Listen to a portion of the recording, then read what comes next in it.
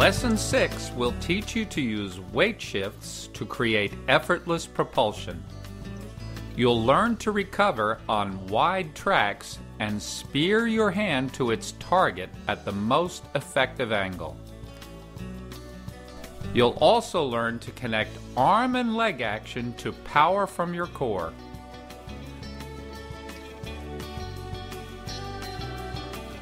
Finally, this lesson will guide you to a seamless transition from drill practice to a new, improved whole stroke.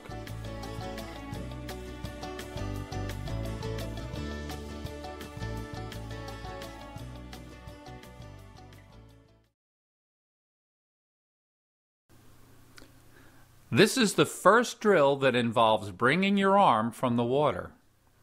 How you move it forward matters a great deal. Rehearsing this way will help you learn the optimal positions and movements much faster. Inch your arm forward with your hand submerged. Move your elbow a few inches, then check that your arm is still hanging like a rag doll. Finally, pause with your arm hanging in front of your ear. Waggle and dip it there.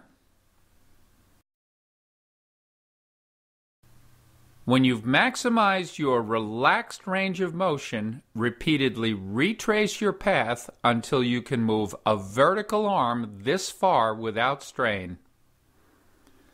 Also, follow wide tracks forward. Lead with your elbow. Feel your relaxed hand trail behind.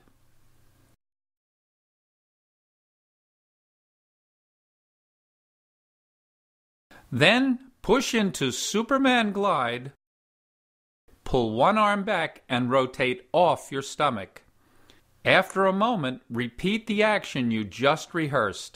Hang your arm forward of your ear and seek an effortless equilibrium. When you lose momentum or need a breath, stand.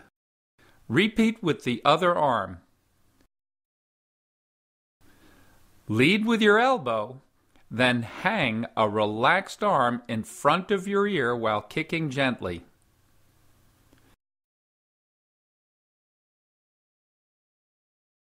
This shows how much concentration it takes to keep both arms on wide tracks. I think my left arm is wide, but it's not. In front of my nose. Starting with Superman Glide will help you find the weightless feeling that makes swing skate easier.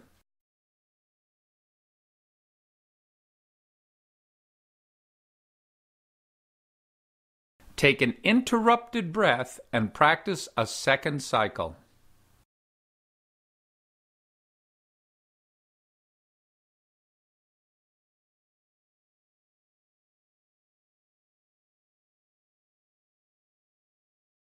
Here, I do better keeping both arms on wide tracks. Notice both hands are relaxed. Finish by falling into one switch.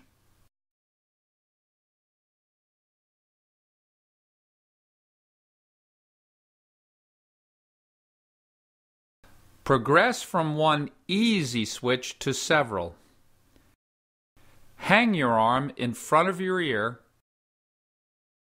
then nudge your hip to initiate a switch.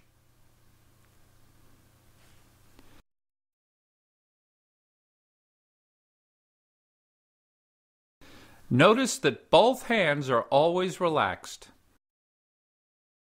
and that I pause with both arms forward before switching.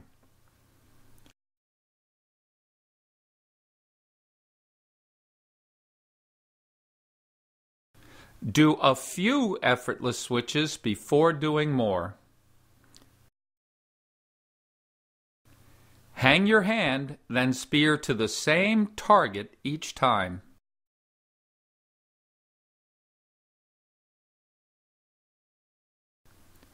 Your elbow and upper arm should barely clear the surface. Your switch should hardly disturb the water.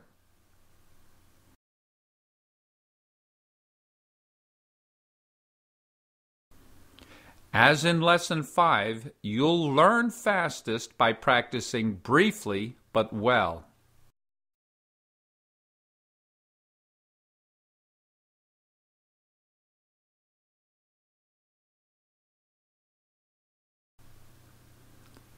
When you perfect 3 switches, add an interrupted breath and 2 or 3 more switches.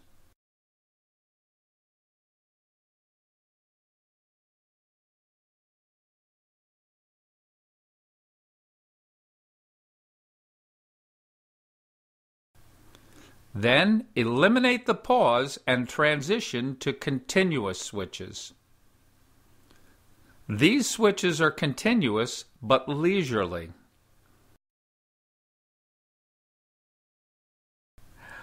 The lead hand is patiently holding water at its target while the other hand comes toward its target.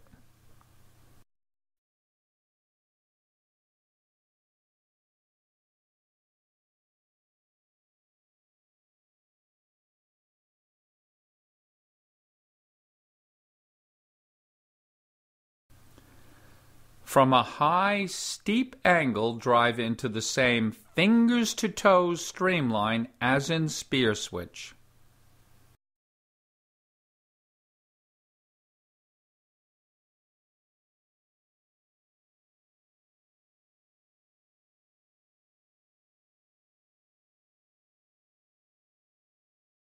Keep making your switches less deliberate and more flowing.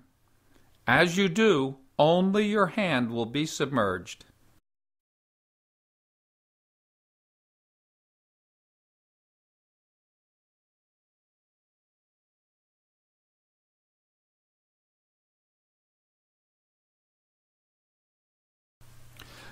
When you introduce continuous breathing, take only 1 breath, but do it well.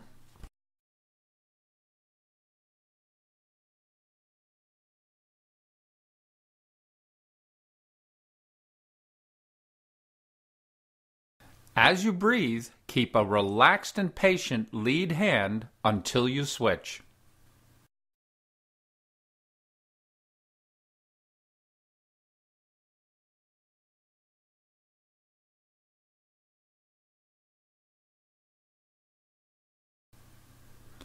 As in Lesson 5, breathe less frequently. Allow at least 3 switches between breaths.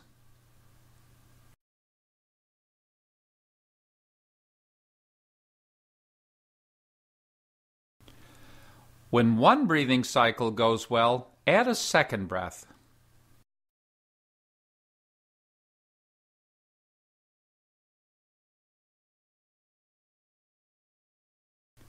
Your rhythm should almost match that of whole stroke.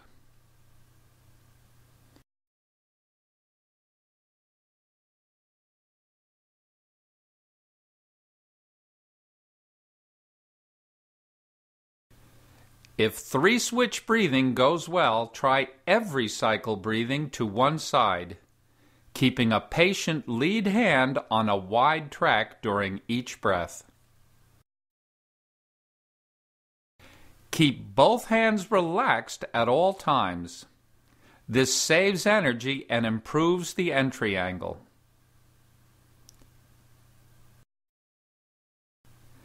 Each arm follows a straight, wide track forward with a relaxed hand just submerged.